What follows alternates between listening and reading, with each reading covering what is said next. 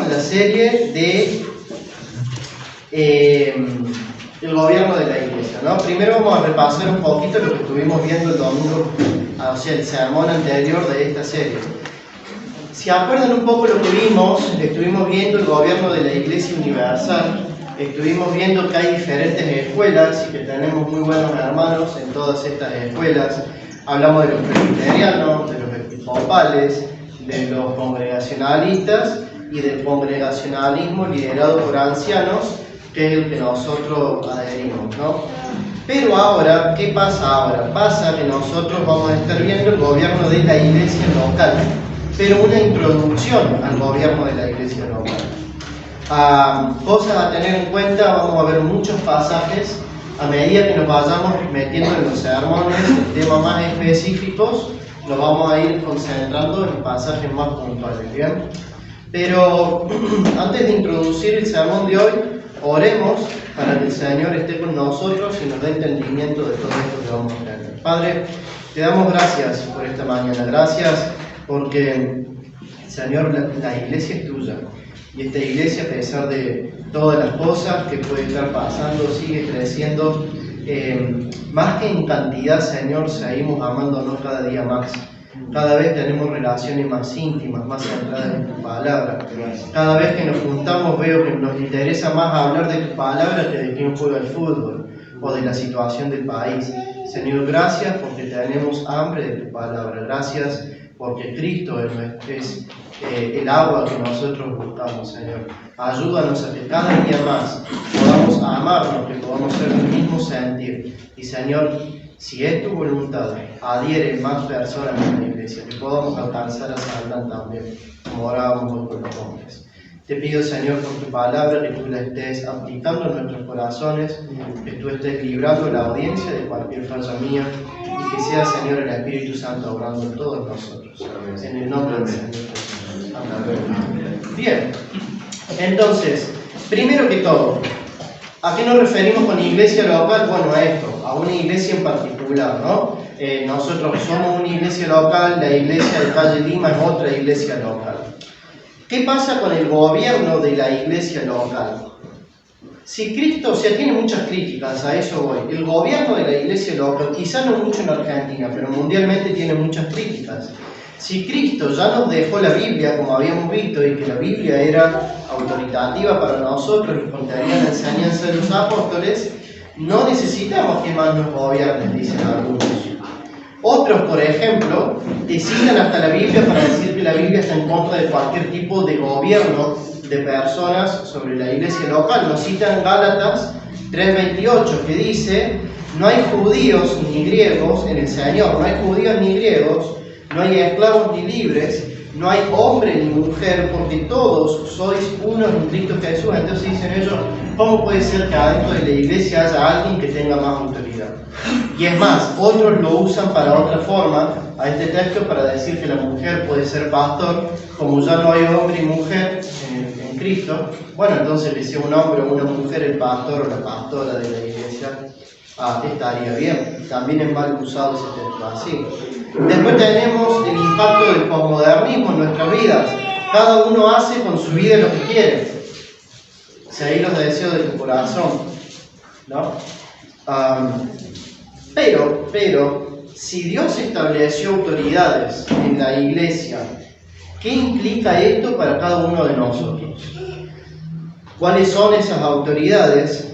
¿Cómo debemos funcionar como iglesia para lograr dar gloria a Dios? Y después de preguntas más prácticas, ¿quién toma las decisiones acá? ¿Quién elige qué serie se va a predicar? ¿O de qué color van a ser las cortinas? ¿O si invertimos en los aire acondicionado o si cambiamos los focos? ¿Quién toma las decisiones? En términos prácticos. ¿Cómo se aplica la disciplina? ¿Quién recibe los nuevos miembros? Si nosotros vamos a hacer, como decía el sermón pasado, una iglesia bíblica, que planta iglesias bíblicas, tenemos que tener claras todas esas respuestas. ¿Por qué? Porque el día de mañana algunos de ustedes van a ser los que estén abriendo otra iglesia y tienen que entender esto. Entonces, ¿qué vamos a ver hoy a modo de introducción? Primero, ¿quién es la autoridad dentro de la iglesia local? Segundo, vamos a hablar sobre los pastores y los diáconos. Y por último, vamos a ver la autoridad o el poder de la llave.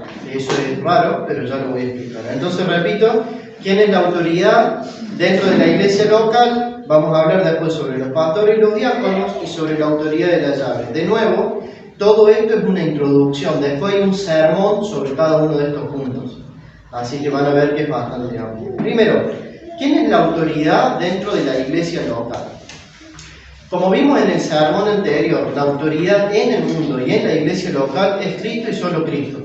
¿Se acuerdan? Mateo 28, 18, Jesús reúne a sus discípulos y les dice: toda autoridad me es dada en el cielo y en la tierra. La Reina Valera dice: toda potestad. Si Cristo tiene autoridad en el cielo y en la tierra, también lo tiene acá. Pero también tenemos que entender que su palabra es autoridad para nosotros. Y ahora sí vamos a buscar un texto. Acompáñenme a Gálatas, capítulo 1, versículos 6 al 9. Ese es un capítulo, un texto que vamos a estar más adelante en la serie profundizando mucho más.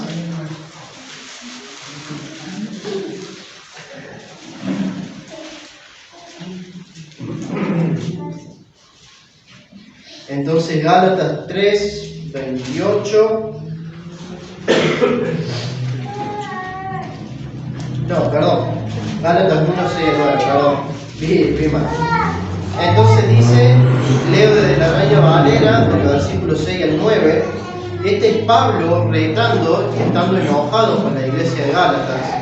Él dice: estoy maravillado de que tan pronto os hayáis alejado del que os llamó por la gracia de Cristo para seguir un evangelio diferente. No que haya otro evangelio, o sea, no que haya otro, sino que hay algunos que os perturban y quieren pervertir el evangelio de Cristo. Y escuchen esto es palabra de un apóstol, habíamos dicho que era autoridad para todas las iglesias.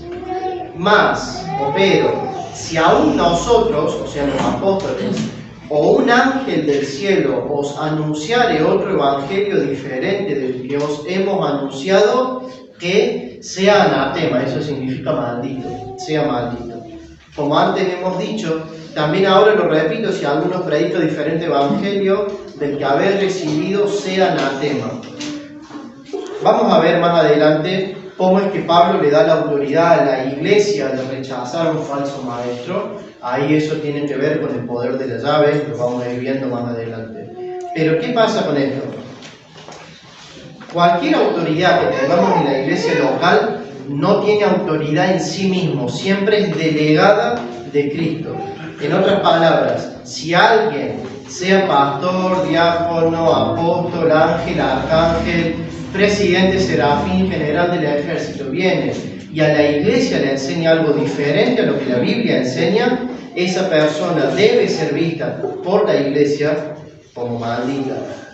Y eso habla también de la centralidad que tiene la palabra. Pero ¿qué pasa?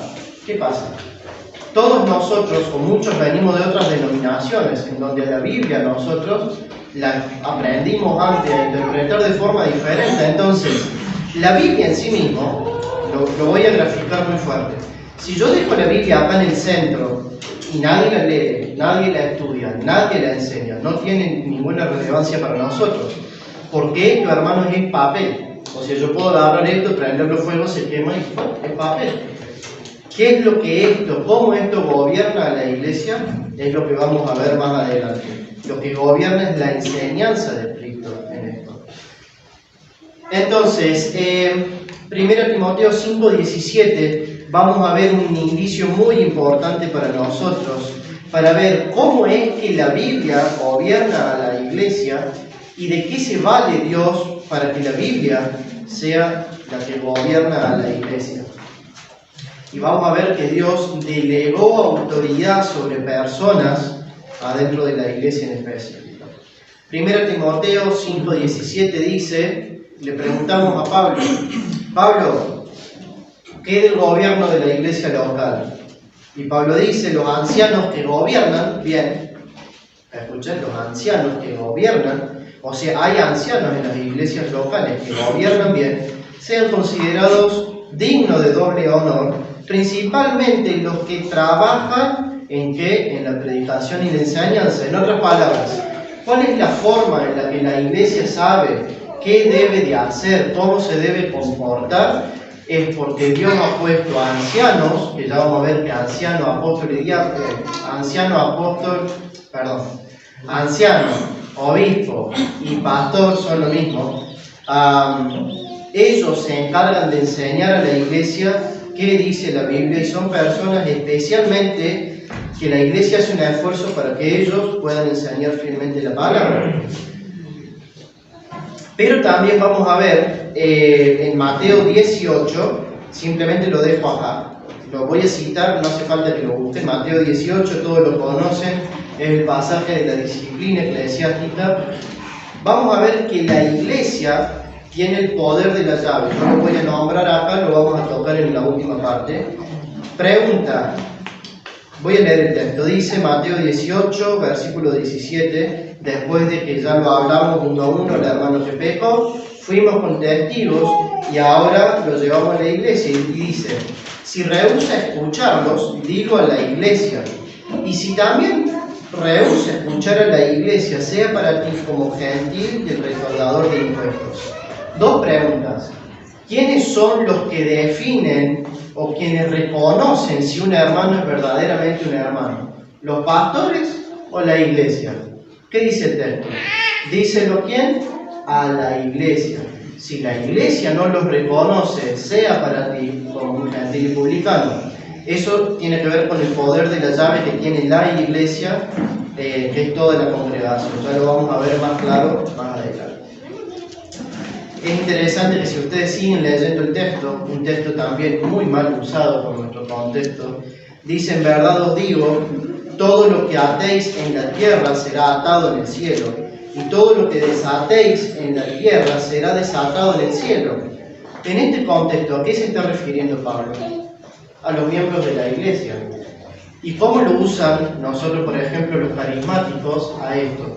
Se ponen a atar Lamborghini, se ponen a atar demonios, se ponen a atar una caja de ahorro, se ponen a atar y desatar prosperidad o éxito en los negocios. Hermanos, la autoridad de la iglesia tiene que ver con el reconocer quién es verdaderamente parte del pueblo. No tiene nada que ver con atar o desatar diablos o maldiciones o lo que sea. Vamos a ver que hay un montón de textos mal usados. Entonces, simplemente como una introducción a la autoridad de los ancianos y la llave dada a la iglesia, que lo vamos a tocar más adelante, vamos a aclarar una cosa.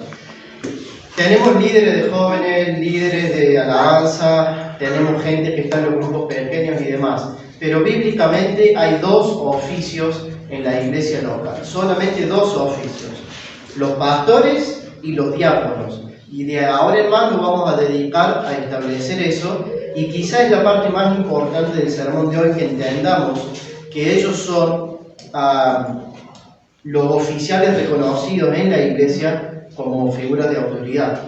Un ejemplo sencillo: si ustedes van a Filipenses 1:1, Pablo los saluda, le dice a todos los santos que están en Filipo, con los ancianos y los diáconos.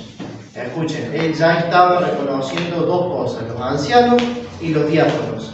Además, los diáconos, ya vamos a ver que mucha gente los ataca al ministerio porque fueron instituidos en Hechos 6. Hechos 6, ¿se acuerdan cuando se pelean por el sostén de la viuda? Ellos son instituidos ahí y muchos dicen: no, fue por una necesidad del momento. Pero después vemos a Pablo reconociéndolos como un ministerio o como oficiales de la iglesia. Un texto que leímos también en el sermón pasado, que lo vamos a leer al final de hoy, Efesios 4:11.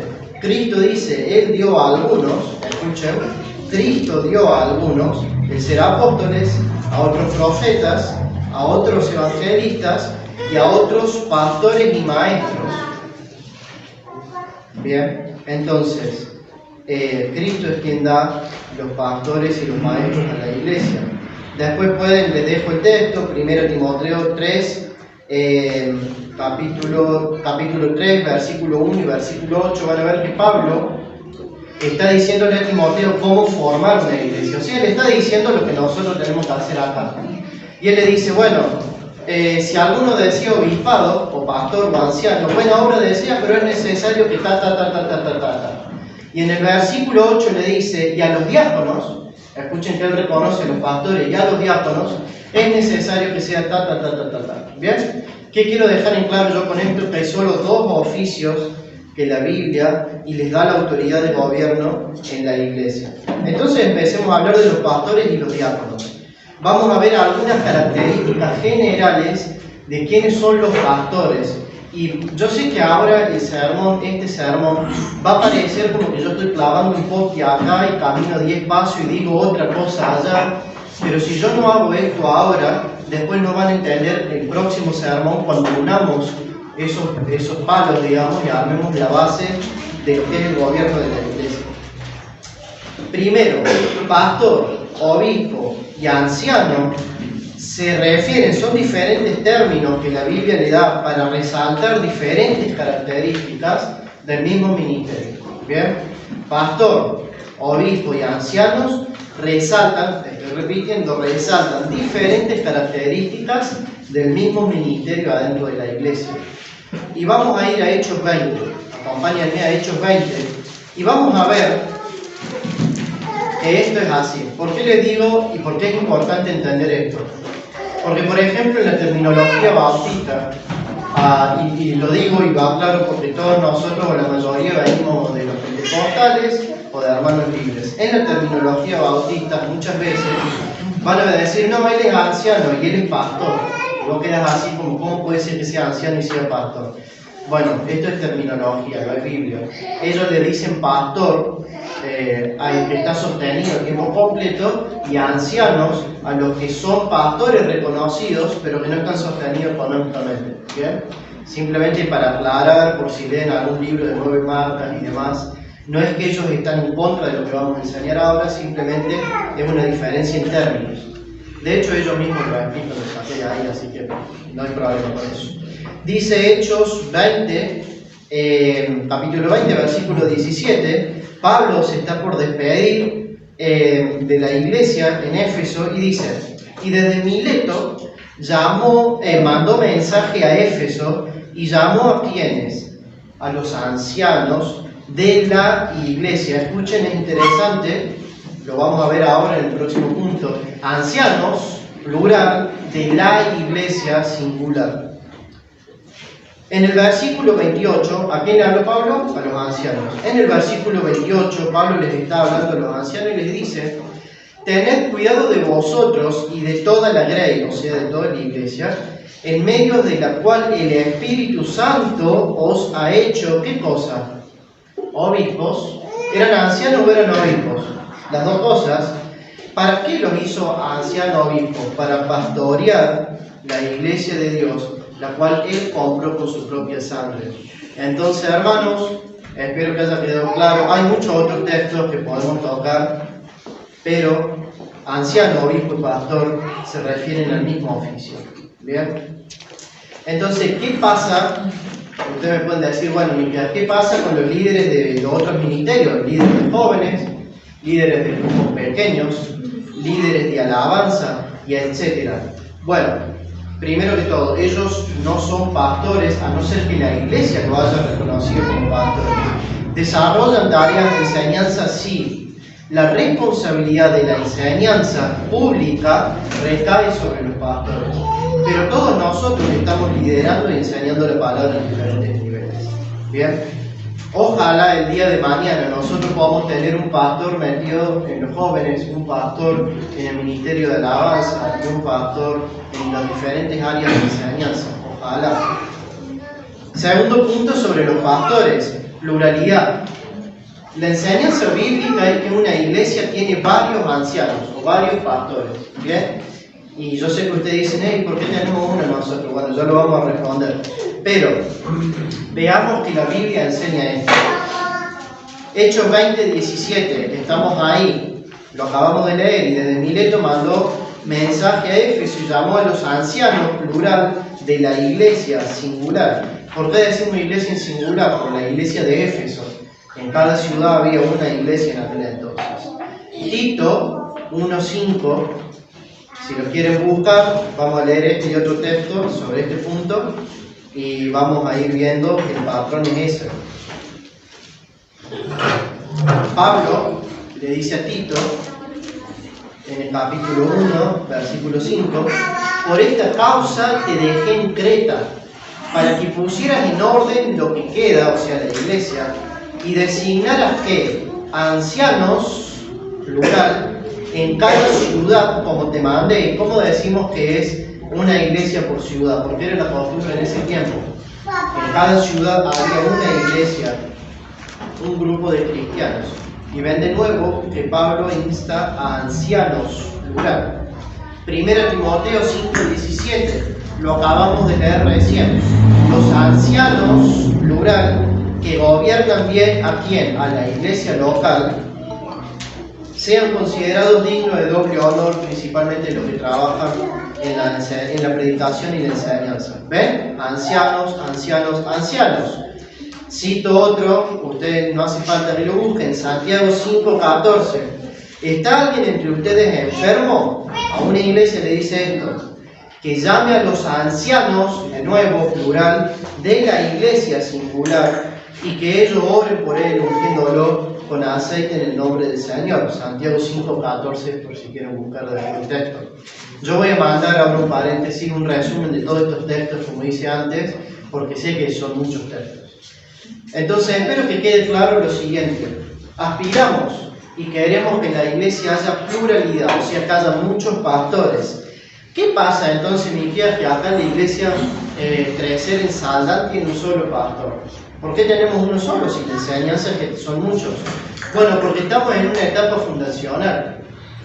Nosotros no podemos poner gente que les damos la autoridad de que sean ancianos sin que el Señor los levante adentro de la iglesia. Un caso bíblico de eso lo podemos ver en Tito. Lo acabamos de leer. Por esta causa te dejé en Creta para que pusieras en orden lo que queda en la iglesia, o sea, la iglesia ya existía, y designaras a ancianos en cada ciudad como te mandé. ¿Quién era el anciano en esa iglesia? En ese momento Tito.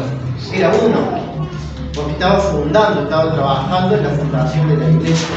Nuestra oración es que acá tengamos muchos pastores el día de mañana. Tercer punto sobre el ministerio pastoral, y esta es una palabra rara, paridad, que simplemente significa autoridades iguales. ¿Qué quiere decir esto? En el equipo pastoral, cada anciano tiene la misma autoridad que otro. No hay un anciano por encima de otro. Todos tienen la misma autoridad. Eso significa que al tomar una decisión en el equipo pastoral, obviamente se rige por votación si no hay unanimidad y gana la mayoría porque cada uno cuenta con un voto. Ahora, eso en términos ideales, ¿no? En términos prácticos, es que acá los que se levanten como ancianos casi seguro que lo van a seguir a mi papá, a Ariel, al pastor de ahora. ¿Por qué? Porque es más viejo, tiene 30 años de experiencia, ha vivido las 1001 y tiene mucha más experiencia que algún pastor joven que se levante. Sería necio de un pastor joven, si tiene duda, no seguirlo. Y normalmente lo va a seguir. Otro caso práctico sería, vamos a suponer que estamos hablando de la plata de la iglesia, ¿no? Está el equipo pastoral reunido y hablan de la plata de la iglesia y uno de los pastores es contador. Sería necio si los otros pastores no escucharan lo que dice un contador, porque su área, su conocimiento es muy grande en eso. En la iglesia de Lima, por ejemplo, sería tonto para nosotros en Lima no escuchar a Sam, por ejemplo, que tiene un doctorado en historia, cuando nos estamos replanteando cuestiones de movimiento de ahora, porque es doctor en historia. ¿Bien? Entonces, a pesar de que todos tienen la misma autoridad, en términos prácticos hay áreas de especialidad y hay una experiencia que respalda a los ancianos más ancianos. ¿Bien? Otra cosa muy importante de la paridad, y esto lo hemos vivido mucho de nosotros, importantísimo que el equipo pastoral sea unido. Y ahora voy a dar un ejemplo muy gráfico y políticamente incorrecto, y que espero que los niños no se asusten. Pero un dicho nosotros los argentinos es cuando vamos a pelear o cuando nos enojamos, ¿qué decimos? Una de las frases que nos decimos las más tiernas es: te voy a partir la cabeza, y la idea es como te parto la cabeza en dos. ¿Por qué decimos eso? Bueno, porque lo matas. ¿Querés matar una iglesia? Dividir el equipo pastoral. la matas. La matas. Porque el equipo pastoral es el que guía a la iglesia. Por eso es tan importante un equipo pastoral fuerte y unido, con paridad y todos trabajando juntos para que la iglesia vea su cabeza, sus líderes fuertes. Bien. Otro punto, diversidad de dones. No todos los ancianos van a tener los mismos dones. Aunque todo anciano, vamos a ver más adelante en Timoteo, tiene que ser apto para enseñar, no todos tienen la misma facilidad. No todos tienen la misma facilidad. Hay algunos que van a ser muy buenos acá en el púlpito, otros que van a ser excelentes en consejería, y otros capaz que sean espectaculares liderando grupos pequeños, o en la música, porque la música es un ministerio de enseñanza. Bien, ¿cómo podemos saber eso? Bueno, el texto que acabamos de leer de 1 Timoteo 5:17 dice: los ancianos que gobiernan bien sean considerados dignos de doble honor, principalmente los que trabajan en la predicación y enseñanza. ¿Qué significa eso? Bueno, que hay ancianos que no trabajan en la predicación y en la enseñanza. Porque Pablo no diría principalmente esto si todos quisieran eso. Ahora, todos enseñan en algún nivel, pero no todos van a enseñar siempre desde acá. Un ejemplo práctico, todos nosotros conocemos a Sugel Michelén, ¿no? Bueno, Sugel Michelén es el pastor principal de la Iglesia Bíblica del Señor Jesucristo, y su tarea es predicar el 80% de los domingos del año. ¿Bien? Su área principal es esa. Tienen otros que están especializados en consejería, otros que están en otra área, pero su área principal es la enseñanza. Acá en la iglesia, bueno, tenemos solo pastor, no correspondería, pero él se dedica a enseñar regularmente desde el púlpito. Bien, entonces, otro punto muy importante, muy contracultural para nosotros. Queremos ser una iglesia bíblica, que cante iglesias bíblicas. Los pastores son hombres, varones, masculinos. Bien, el pastorado es un oficio solo de varones en la iglesia. Y voy a acordarme de lo que dijimos en el sermón anterior. ¿Se acuerdan que definimos autoridad y gobierno, no? Autoridad era la capacidad de alguien o de un órgano, o de un departamento en una empresa, para decirle a otros qué hacer. Y el gobierno es la autoridad, o sea, es el reconocimiento de que ellos hagan eso, respaldados por una autoridad superior. Entonces, todo aquel que está en una posición de gobierno está en una posición de autoridad, ¿no? Entendemos eso. Y Pablo es muy claro, muy claro, y vamos yendo primero a Timoteo capítulo 2, es muy claro que la autoridad del pastorado en la iglesia es solamente de los varones. Y vamos a responder algunas críticas con respecto a esto. Primero Timoteo capítulo 2, versículo 8 al 15, vamos a leer en un ratito.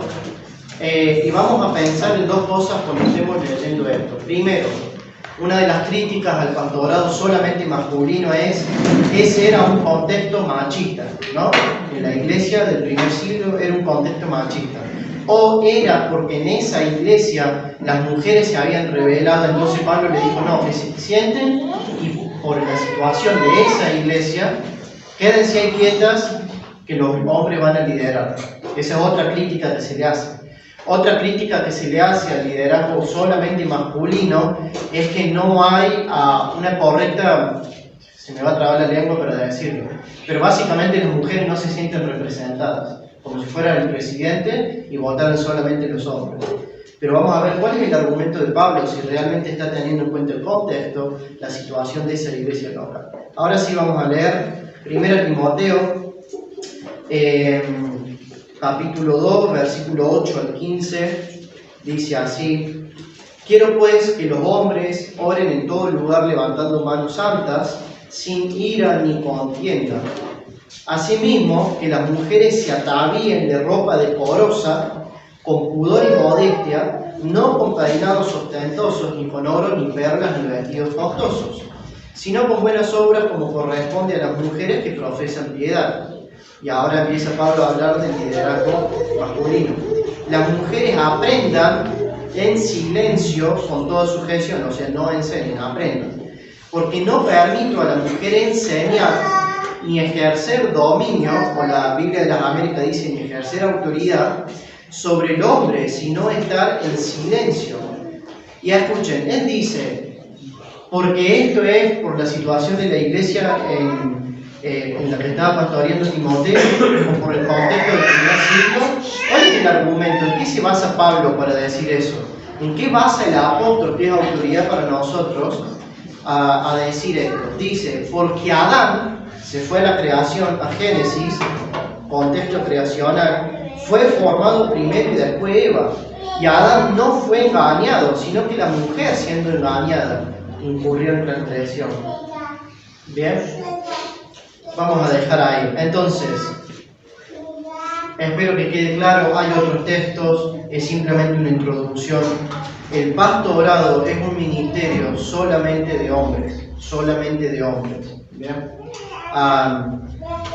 Y en una iglesia sana, con un pastorado sano, la mujer es amada, respetada, reconocida, tiene roles importantes adentro de la iglesia. Y ustedes agarran y me dicen, bueno, Miki, pero entonces, ¿qué hace una iglesia una mujer en la iglesia? ¿Qué hace si ella no puede ser pastor? Bueno, lo mismo que hace todo hombre que no es pastor, porque todos los hombres somos pastores. Lo mismo. O sea, ella no puede ser pastor, pero va a tener mujeres enseñando en la escuela dominical, va a tener mujeres aportando en grupos pequeños, va a tener mujeres en diferentes roles, ¿no? Va a tener mujeres, ellas no pueden ejercer autoridad sobre el hombre. Algo interesante, no hace falta que lo busquen, Colosenses 3:16, le vamos a preguntar, ¿ninguna mujer puede enseñar nada en la iglesia? ¿No es necesario que una mujer estudie teología? ¿No es necesario que las mujeres pongan en práctica su don de enseñanza? O vamos más profundo, ¿tiene alguna mujer un don de enseñanza? ¿Puede una hermana venir y enseñarme algo a mí? O el pastor inclusive, no desde el púlpito, pero enseñarle, che, vi esto, o entendí esto de la Biblia. ¿Puede pasar eso? Colosenses 3:16, una carta escrita a una iglesia local, dice que la palabra de Cristo habite en abundancia en vosotros. ¿A quiénes le dice eso? A toda la iglesia, hombres y mujeres. Con toda sabiduría, escuchen, hombres y mujeres, enseñándoos y amonestándoos unos a otros con salmos, himnos y canciones espirituales, cantando a Dios con acciones de gracia en vuestros corazones. ¿Puede la mujer enseñar en algún nivel? Sí, y está llamada a enseñar, ¿no? ¿Se acuerdan el texto que dice que las ancianas enseñan a las mujeres más jóvenes a cómo amar a sus esposos? Bueno, mujeres, necesitamos que vayan al seminario, que se preparen, que estudien, que enseñen. Las necesitamos, son vitales en la iglesia. El pastor no hace toda la enseñanza, lo acabamos de leer en el texto. Pero sí es importante entender esto. Una iglesia sana no tiene pastores. ¿Bien? Bueno, eso sobre los pastores. Ahora hablemos un poco de los diáconos. Repasemos a grandes rasgos los pastores. Pastor, obispo y anciano significan lo mismo.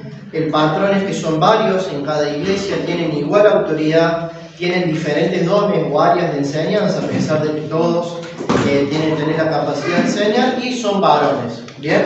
Ahora, diáconos. El diaconado es instituido en Hechos 6. Vamos a ir a Hechos 6, acompáñenme.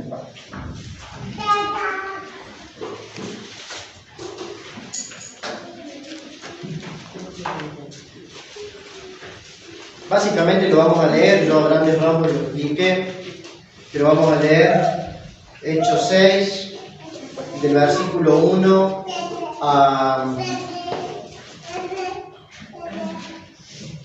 al versículo 6, y le vamos a hacer varias preguntas. Una es, ¿por qué fueron instituidos los diáconos? ¿Cuáles eran las necesidades de los ancianos o de los apóstoles en este caso? Y tercero, ¿cuál fue el proceso por el cual los diáconos fueron reconocidos? ¿Bien? 3 preguntas a este texto, lo vamos a leer. Dice: en aquellos días, como crecía el número de los discípulos, hubo murmuración de los griegos contra los hebreos, de que las viudas de aquellos eran desatendidas en la distribución diaria, o sea, una necesidad de dinero y alimento de gente que no podía ganarse. Versículo 2. Entonces los 12 convocaron a la multitud. Escuchen, a la multitud de quién?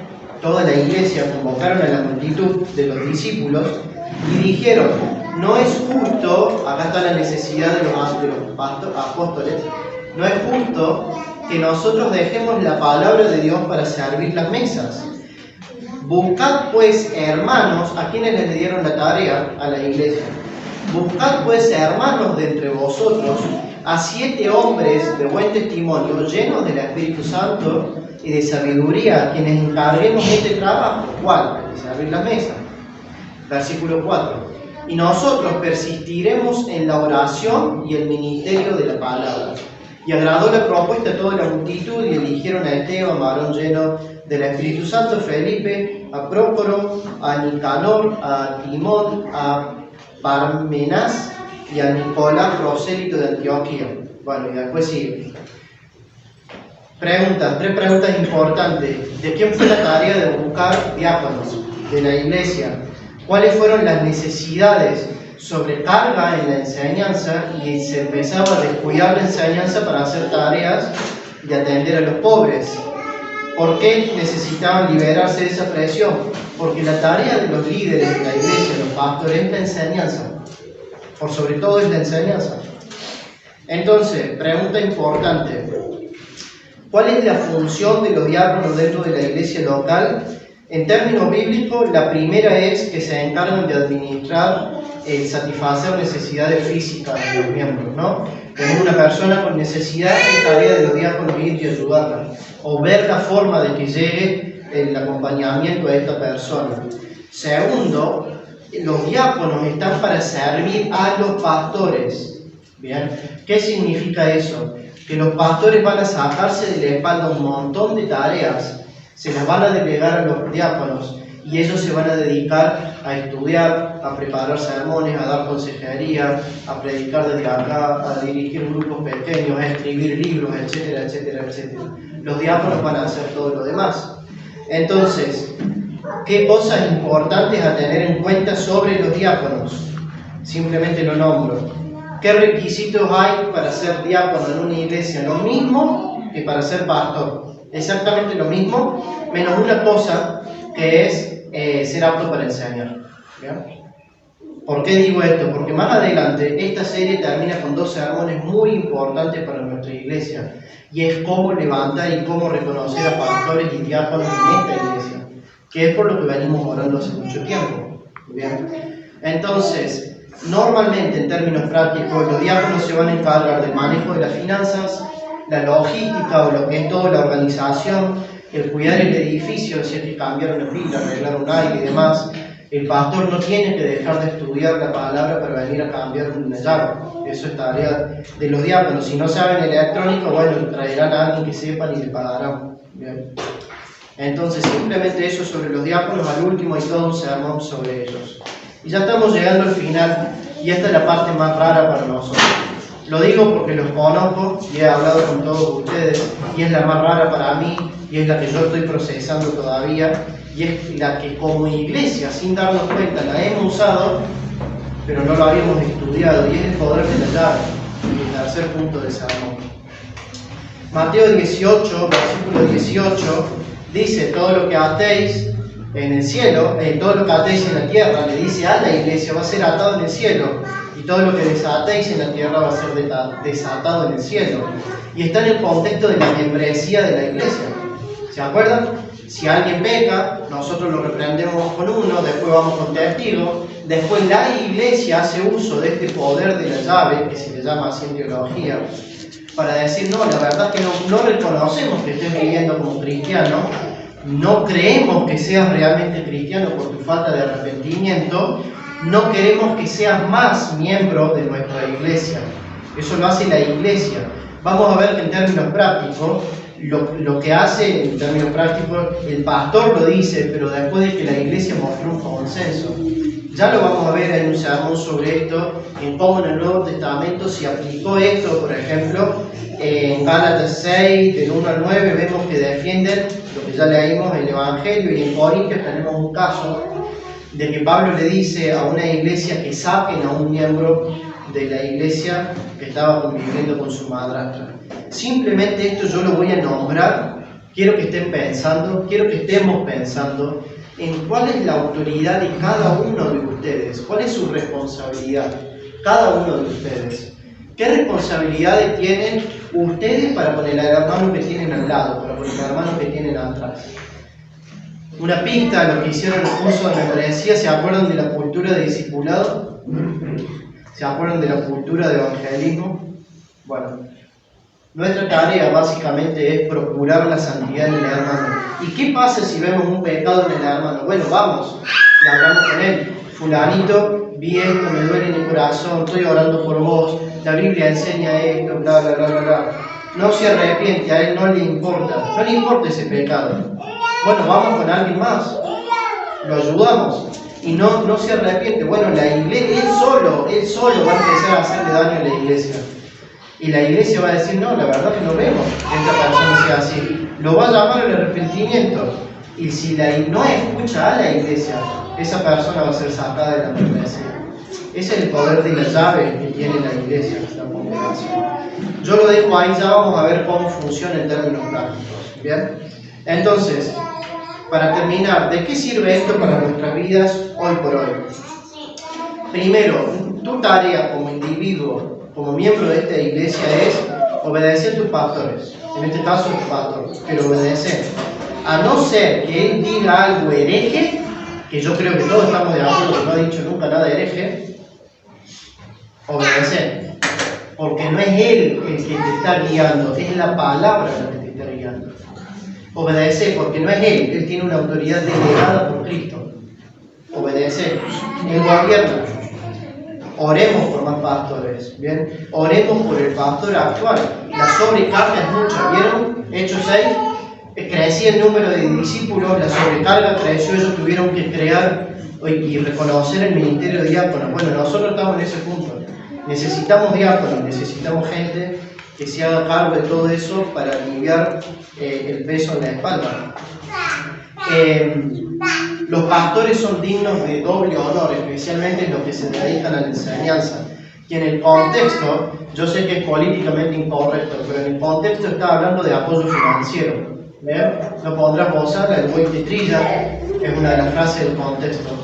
¿Por qué? Porque está el mismo principio de fondo. Una persona que trabaja 8, 9, 10 horas al día no puede estar en un seminario haciendo un doctorado para después enseñarnos lo que la Biblia dice. O sea, yo no estoy inventando nada raro, no es Evangelio de la Prosperidad, es matemática. El día tiene 24 horas, trabajen 8 o 10 horas e intenten preparar un sermón para ver lo que significa eso. Necesitamos más pastores y más diáconos, en realidad diáconos en la iglesia. ¿Cuál es la forma bíblica o cuál es tu tarea hoy por hoy para eso? Lo que dice la Biblia, la mies es mucha, los obreros son pocos, ¿qué tenemos que hacer? Pidámosle al Señor de la mies que envíe obreros. Oremos porque el Señor levante pastores y diáconos de la iglesia.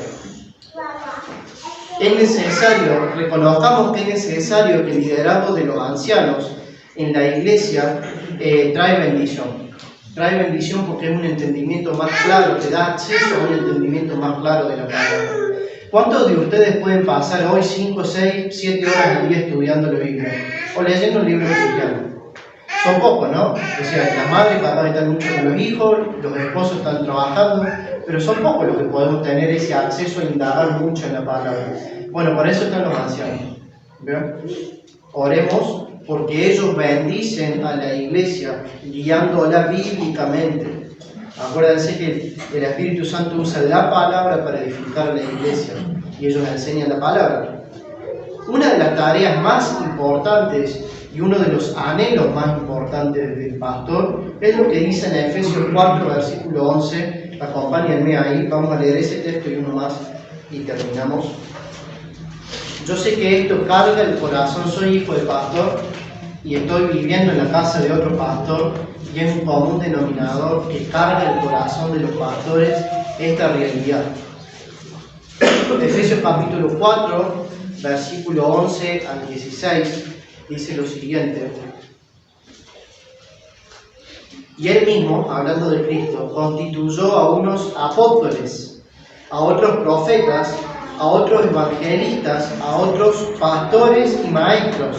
¿Para qué? ¿Para qué Pablo, apóstol Pablo, Dios instituyó, en este caso, pastores? Versículo 12, a fin o con el propósito de perfeccionar a los santos, a todos nosotros, para la obra del ministerio y la edificación del cuerpo. ¿Cómo se edifica el cuerpo? Bueno, con gente enseñándonos la palabra. Eso en términos de la enseñanza. Pero ¿quién edifica el cuerpo? ¿El pastor o los santos? Pregúntenle el texto. ¿Quiénes edifican el cuerpo? ¿El pastor o los santos? Ustedes. Ustedes. ¿Qué carga el corazón de un pastor? Los frutos de la iglesia. Ellos quieren ver frutos en ustedes, en todos nosotros. No es un reto. Yo creo que estamos muy bien, es una iglesia unida, que nos amamos, que tenemos un mismo sentir, pero procuremos dar fruto. Seguimos leyendo, dice, versículo 13, hasta que todos lleguemos a la unidad de la fe y del conocimiento. ¿Ven cómo está relacionado el conocimiento, la unidad de la fe con el ministerio pastoral? Del Hijo de Dios, a un varón perfecto a la medida de la estatura de la plenitud de Cristo, para que ya no seamos niños, o sea, el ministerio pastoral va a esperar madurez de la iglesia, para que no seamos niños fluctuantes, llevados por doquier de todo viento de doctrina, por estratagema de hombres que para engañar emplean con astucia la artimaña del error. Aplicación, Miki, ¿cómo aplicamos este sermón para nosotros hoy? Bueno, dedíquense a estudiar lo que los pastores enseñan, en este caso lo que el pastor enseña. Vayan a su casa, tomen nota, repasen y den fruto, maduren. Si acá se enseña y vemos que, no sé, supongamos que los dones milagrosos no están vigentes y después viene una tía y te dice ella que sí, no te da argumento bíblico, no fluctúes. Ya lo viste en la Biblia, es tu autoridad, no fluctúes. Un ejemplo que se me ocurre ahora. La última aplicación es por si alguien acá no es parte de esta iglesia y no es un verdadero creyente, para un amigo. Lo primero que tenés que tener en cuenta es que Dios es santo. Él es santo, santo, santo. Eso significa que no soporta al pecador, Él está enojado. Muy enojado con el pecado, porque Él es santo y lo estás ofendiendo con tu vida. Lo segundo que tenés que tener en cuenta es que lo ofendes, porque sos malo. Vos me decís, no, yo no hago mal a nadie. De verdad, primer mandamiento, amarás al Señor tu Dios con toda tu fuerza, con toda tu alma.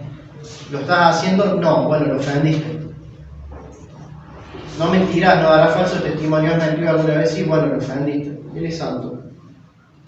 Y Él no puede estar cerca de alguien santo. Sin embargo, porque el gran amor que Él nos ha tenido a nosotros, los pecadores, acompáñame a Juan capítulo 10. Vamos a ver que Él envió a su Hijo, a Cristo, el máximo pastor de la iglesia, a morir por la iglesia. Vamos al Evangelio de Juan, capítulo 10, versículo 11 al 16. Simplemente quiero leer, estas son palabras de Jesús.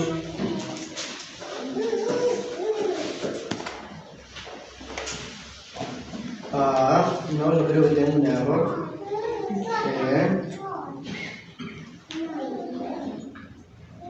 Juan capítulo... perdón, no, sí está bien, yo tengo capítulo 11. He portado una Biblia nueva. Capítulo 10, versículo 11, dice lo siguiente.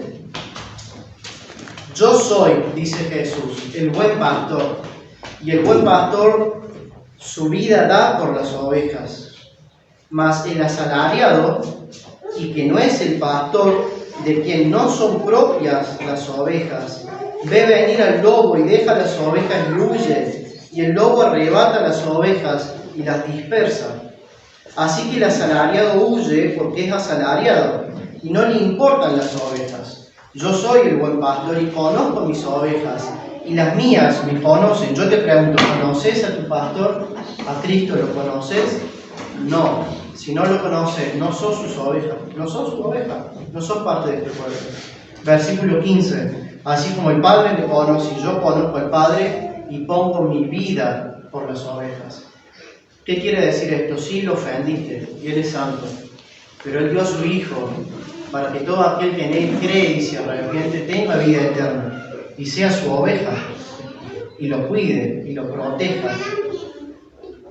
¿Querés ser parte de ese redil, de ese grupo de ovejas? Arrepentite y cree en el Evangelio y serás salvo. Oremos para terminar. Padre, te damos gracias, Señor, por este día. Gracias por tu palabra. Señor, ¿qué haríamos nosotros en la iglesia si no supiéramos cómo funciona? Terminaría siendo quizá una especie de empresa, o un partido político, o un club de bocha, o lo que sea, Señor. Gracias te damos por el ministerio de los pastores y los diáconos. Gracias por su enseñanza, por su sacrificio. Señor, gracias porque en el caso de nosotros tenemos un pastor que, a pesar de las dificultades y de los lobos, él no se fue, porque estas son sus ovejas. Y él ha reconocido el llamado tuyo para poner de que esta es su iglesia, estas son sus ovejas. Tú se las diste y él las va a cuidar. Pero te rogamos, Señor, que levantes más. Tú eres el Señor de la mies y te pedimos que envíes más pastores, que envíes diáconos, Señor, que podamos formalizar el ministerio de diáconos, que podamos, Señor, ser una iglesia que tenga tu palabra como centro, que tengamos una sujeción íntima a lo que la doctrina de los apóstoles enseñaban, y que eso produzca en nosotros un mismo sentir, una iglesia que se ama, una iglesia que no solo estamos nosotros en nuestra zona de confort, sino que salimos y predicamos y enseñamos, y que esta iglesia cada día crezca en más amor, en más santidad, pero también en más número, Señor. No porque nosotros queremos ser numerosos, sino porque queremos que vayan menos al infierno. No nos importa tanto que nosotros seamos los grandes, sino que la gente que va del camino al infierno escuche tu evangelio, se arrepienta y crea. Sabemos, Señor, que la salvación es tuya y que nadie viene si el Padre no lo llama. Te rogamos que nos uses para predicar el evangelio y que el Espíritu Santo use esa palabra para despertarnos a la fe.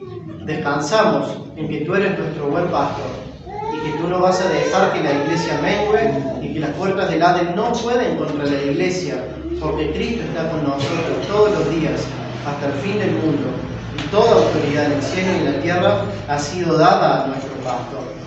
Te damos gracias y te damos toda la gloria y toda la honra, Señor, porque todo lo que disfrutamos no es por nosotros, sino a pesar de nosotros, para que la gloria sea tuya y no nuestra. Señor, te damos muchas gracias en el nombre de tu Hijo. Amén. Amén.